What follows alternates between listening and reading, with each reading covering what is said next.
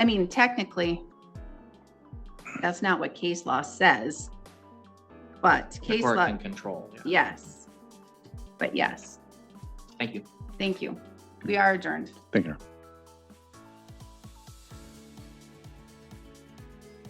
Welcome to the Legal A Lot Lat, folks. Today's case, State of Wisconsin versus Andrew Suttonberg. And right out of the gate, we've got a waiver of preliminary hearing. But don't let the calm tone fool youth ones about to heat up. We will go on the record in the matter 24 CF 252, State of Wisconsin versus Andrew Sonnenberg. The state appears through District Attorney Kevin Schmidt in person. Mr. Sonnenberg appears in person in custody with counsel Glenn Keene. We're set today in this matter for a preliminary hearing and a bond modification request. I have been informed that this is a waiver of a preliminary hearing. Is that correct, Mr. Keene? Yes, Your Honor. And we are in victims. Waiving a preliminary hearing. That's a strategic gamble. Why give up the chance to challenge the state's evidence early? Well, ...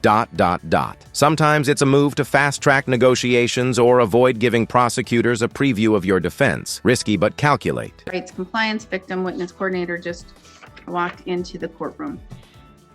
Mr. Sonnenberg, your counsel advises that you wish to waive the right to a preliminary hearing. Is that correct? Yes, Your Honor. And he fully explained to you what it means to have a preliminary hearing. Is that correct? Yes, Your Honor. The burden is on the state to prove a felony was probably committed, and it was probably committed by you. Do you understand that? Yes, Your Honor. And do you understand that by waiving your right to a preliminary hearing, that means that you understand and you agree that the state can at least meet that burden? Do you understand that? Yes, Your Honor. You understand that at a preliminary hearing, your attorney would have the ability to ask questions of the state's witnesses, to call witnesses to testify for you. He would also have the ability to present evidence on your behalf or possibly discover things about the case, which could include defenses. But for today's purposes only, and for this hearing only, you'd be giving up those rights. Do you understand that? Yes, Your Honor. And you understand that for this hearing only, that if the state would not meet its burden as to the felony, I could reduce it to a misdemeanor or dismiss it altogether. But you would be giving up that right today? Yes, Your Honor. Do you understand that? And there it is, the point of no return. Once you waive this hearing, there's no pressing rewind. Think of it like folding in poker, but the dealer is still watching every move you make. As a result of waiving your right to a preliminary hearing, that means that this matter will be bound over to future proceedings, which could include a trial. Do you understand that? Yes, Your Honor. You also understand that once you give up the right, it is forever and you cannot get it back. Yes, Your Honor. Has anyone made any threats or any promises to you other than any offer presented by the state for you to waive your right to have a preliminary hearing? No, Your Honor. You're doing so freely and intelligently. That means you're telling the court that you fully understand what you're doing here today. Yes, Your Honor. And voluntarily. Yes, Your Honor. As you're, I don't need to go there, sorry. I will find that you're competent to freely, intelligently, and voluntarily waiving your right to a preliminary hearing. With the waiver out of the way, it's time for the main event. Formal charges and a not guilty plea. The defense is keeping their cards closed, aiming for a speedy trial. Buckle up. I will find probable cause and find the matter over. Information, Mr. Schmidt. I filed the information. It mirrors the complaint. Would you like to proceed with an arraignment today or set for another date, Mr. Keene? I'd like to proceed now, Your Honor. He understands those charges and the maximum penalties, Yes, Your Honor, and he would plead not guilty. and he waives former reading, pleads not guilty. You are entitled to a jury trial. You would be entitled to a speedy trial should you request one. I don't have an address right now. I believe you said that you have a relative in either Sandstone or Hinckley, or that's where you would be going? No. Oh, I thought that's what you had said. In Maple Plain, my dad. Maple Plain, In Round your Lake, dad. my sisters. Do you know that address? I Because we don't have any address on file for you. don't know the address of Maple Plain because he just moved from Round Lake to Maple Plain and to All right, a new okay. house. I was just curious to try and update the file for, just for purposes. I have a motion filed by your counsel requesting the court to consider modifying bond. Mr. Keene, I have Now we hit the heart of today's tension bond modification. Defense is about to argue that this defendant who's recovering from gunshot wounds is not a flight risk, but will that cast sway the court? reviewed and read your motion. I will now allow you to argue those facts on the record. Thank you, Your Honor. As you know, when you look at bond, some of the conditions are protection of the community to ensure appearances. I would note that Mr. Sonnenberg, even if you believe you're dangerous to the community on a regular basis, note that he currently is dominant hand, is in a cast, and he's recovering from multiple gunshot wounds.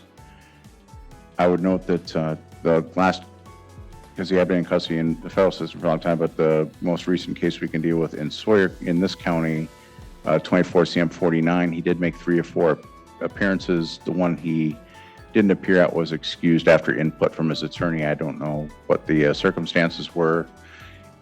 And Circumstances where the court wanted to just get the matter resolved and heard from, I believe his attorney was Michael Paul at the time. Yes. And just quite honestly, it was a less serious case and just wanted to keep the matter moving. Okay, I didn't know if Attorney Paul stated some excusable reasons for the record. Okay. Well, the court just wanted the matter moving. All right. Well, in this case, I would note that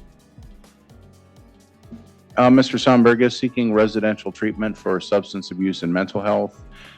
We don't have a report from Koinonia or admission with Ms. Hildy simply because he has not been able to get a Zoom appointment. The jail policy, because after talking to Lieutenant Mogen, is that they're overwhelmed with Zoom appearances, so they'll only grant them if there's a chance they may be successful. So what I'm asking the court to do is conditionally lower bond to a $25,000 signature bond from the current $50,000 cash bond, because and the conditions would be that for the reduction would be that the treatment provider or LCO with presumably Ms. Hill. Pitch reduce bond only if a treatment facility confirms admission. It's not just a plea for leniency. It's a carefully constructed trap door. If Sonnenberg walks out of rehab, he walks back into jail. Clever move or legal minefield. The tribal opioid response manager would provide on official letterhead to the clerk of courts proof that Mr. Sonnenberg is admitted to a inpatient treatment facility and would be supervised, and then that condition would not apply until the jail.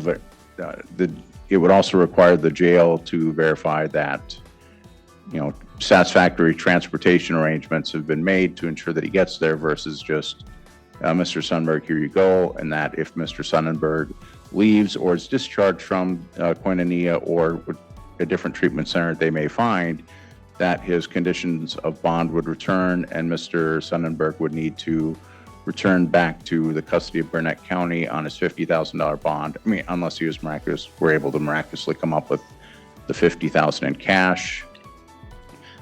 Would note that Mr. Sonnenberg has been in custody since January 3rd. He's informed me he's not able to, provide any meaningful amount of bond. And when you look at the conditions of bond, it's to ensure appearances. If he's in a treatment facility, they could arrange Zoom or other means to ensure that he appears for court. This also provides protection for the community because, again, Mr. Sonnenberg would be at a residential facility that does have 24/7 supervision. And Mr. Sonnenberg would also be in a position where if he chose to leave it or were discharged, he would have to return promptly to the Burnett County Jail, or else he would be facing a potential additional charge of charges of felony bail jumping. And so we're not asking for Mr. Sonnenberg in these serious charges to just be, off to the races and free with no supervision and no concerns for protection for potential of alcohol or other items. But I do believe that the bond motion provides for the protection of community court has to consider, and Mr. Sonnenberg's, potential danger of community is obviously, lower than would be for anyone on a normal basis because, again, he is recovering from multiple gunshot wounds. and without transportation, he's likely to stay where he's at. So would ask the court to grant the bond modification that would be contingent upon providing the treatment, and that would allow the jail has informed me that they would allow Mr. Sundberg to do a Zoom arrange a Zoom with Ms. Hildy so that he could get placed in a treatment, which would be, for his own good as a citizen as well. But, they're not going to schedule a hearing if his bond is still at $50,000 and he has no meaningful opportunity to raise that. All right, thank you. Mr. Schmidt? After the Dale Brooks case, the legislature Enter the prosecution, and they are not pulling punches. They're bringing out the big guns, past violent offenses, restraining order violations, and a federal drug case. This isn't just opposition, it's a case-building blitz. passed a constitutional amendment that directed courts to look at something else. When someone's charged with a violent offense, the court can look at other past violent offenses and a criminal history and set needs based upon that for protection of the public. When I look at Mr. Sonnenberg's record, I see something of a pattern of violence in his history. A lot of his early history in the 2004 to 2006 range, it's just DCs. There is one case involving actual injury that was an OWI causing injury in 2005 in Barron County. In 2006, he was first convicted of selling cocaine in Barron County. Read into that case was a substantial battery. 2006 Washburn, DC with another battery read in. And then he had his federal prison case, which was a large crack cocaine conspiracy in the St. Croix tribal lands. He had a 17.5-year sentence on that. After getting out of prison, he had a Washburn 2021 case with crime damage with burglary dismissed but read in. Another OWI, then Polk County in 2023, a DC with a battery read in, and then our Burnett County, a DC with a battery read in. He has two other open cases right now, both in Polk County, both are DC with repeater. I see that in the recent past, he's again behaving erratically. This case itself involves erratic behavior, charging the police after being at the home of MM in violation of a restraining order. I think the biggest problem I see, though, is the fact that one of the allegations here is just him violating the restraining order, and he's on body cam inside the house he's not supposed to be at.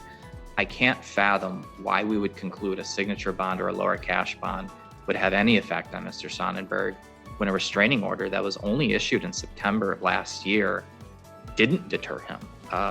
I think that there's a real serious risk of death or great bodily harm to MM if the court reduces bond or releases him on a signature bond. I don't think inpatient qualifies as supervision for Mr. Sonnenberg because it won't stop him from leaving or walking away. They're not going to physically restrain him. The danger still exists there. The maximum penalty on this case 17 and 1.2 years. That's the kind of sentence that'll make anyone consider skipping town. The prosecutor knows at 10. He's waving that number like a red flag to say this man has motive to run. This is very severe. With the repeater, it's 17.5 years just on count one, just like that federal sentence he was sentenced to. I think if anyone knows how terrifying that amount of exposure is, it's Mr. Sonnenberg. He has a lot of reasons to walk away or hide from this case. I think that should give the court pause about likelihood to appear. I think the court should have even greater concern about danger to the public. Thank you. All right, thank you. Hearing the arguments from both sides and in review of at least the allegations that are stated in the criminal complaint that do rise to at least probable cause, this is a very serious case, and the court does need to consider protection of the public and here at least protection of the victim. Because there is a potential for serious risk of great bodily harm. And as it was pointed out, if a piece of paper, an injunction could not stop Mr. Sonnenberg, there's no guarantee that putting him into an unarmed, unmanned treatment facility would protect the public. And the gavel drop spun stays at $50,000 cash. The court's message is clear. Rehab is great, but public safety comes first, especially when a piece of paper didn't keep the victim safe last time. So the court at this time is going to deny the request for bond modification and will keep it at $50,000 cash. So let's get another date and time so that we can come back to court and we can see where this matter is going and if we need to set it for trial. Your Honor, my client has indicated that he wishes to exercise his rights to a speedy trial now that the information has been filed. It's now timely, and the defense has filed the discovery motion. So, all right. He's- So, Mr. Schmidt, how many days do you think that we may need for a speedy? It's 2 on the edge of 3. So I would say 3 to be safe. One of the things that's going on is we're waiting to get like medical records of Mr. Sonnenberg. So And do we need lab? we might. His blood was sent to the lab. We don't have results yet. Let's just schedule without lab right now. And hopefully we won't need lab, because if we don't have results, we don't have an analyst, then we know that this is speedy and hopefully they'll be able to accommodate. Yeah. All right. I'm going to check while my assistant checks. It may unfortunately fall on an ADA week That's fine. because we have a lot of trials in the next. Must be closer in March. Or our 3-day Benjamin Lamb case is coming off on February 18th through the 20th.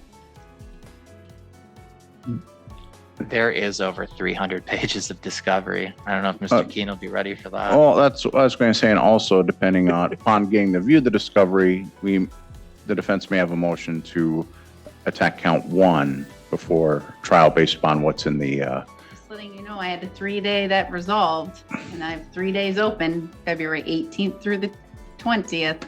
Let me check my calendar to I see would what be I'd have ready to. for that though.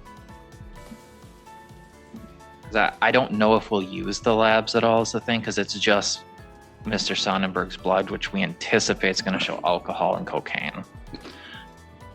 Right now I have a jury trial in Sawyer on the 20th. That'd be the 3rd day. So, I mean, part of me thinks it resolved in 2, but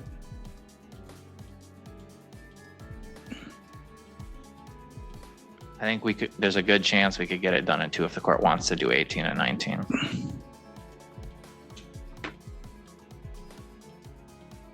I mean, obviously I prefer some days closer to the Off record.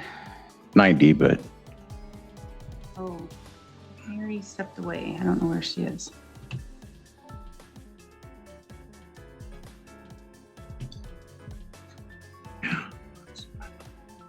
We're off record, so you think maybe you could do it in 2? Yeah, like the relevant body cam is like 5 minutes or less. What I'm uncertain on is I don't know how long MM and RL will testify. I don't know if the blood could possibly be relevant. I don't know that it will be. Otherwise, my total witnesses would only be 1, 2, 3, 4, 5, 6, 7. 7 or 8 witnesses for me. Well, I could double it up with Jacobowski. I'm not sure if that's likely to go.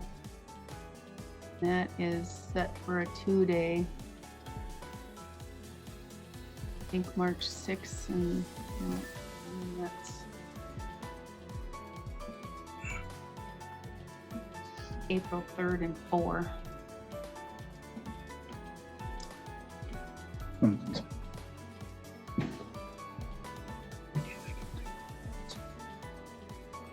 Well, they'll upload it to Dust today. They can upload it to Dust today. I would have to cancel some of my other hearings for the 18th and 19th, but I'm sure the other courts would comply with that to get a jury trial in. Because, Mr. Sundberg is requesting to, We don't have Yeah. a head clerk here, okay. because she's on vacation. I talked to Danny. She doesn't know about it.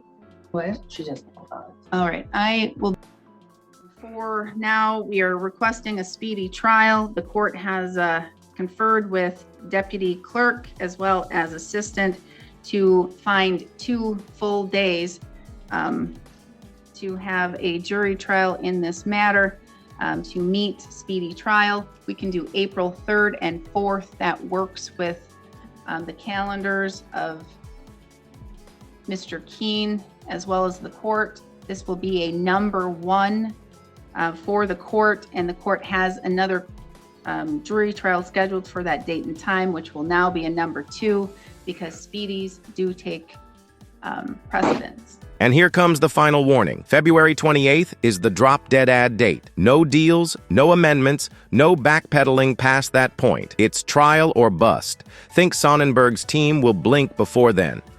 So we will have this scheduled for April 4th and 3rd, April 3rd and 4th.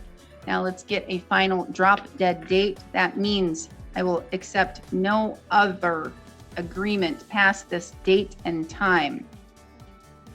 So, Mr. Sonnenberg, it means that if you do not reach an agreement, you do not reach any type of resolution by this date and time, it will go to trial for every single charge unless they are completely dismissed in entirety by the state.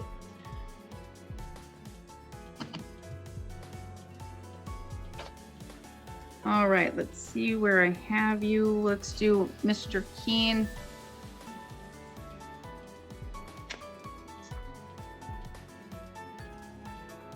February 28th at 9:15. February 28th at 9:15.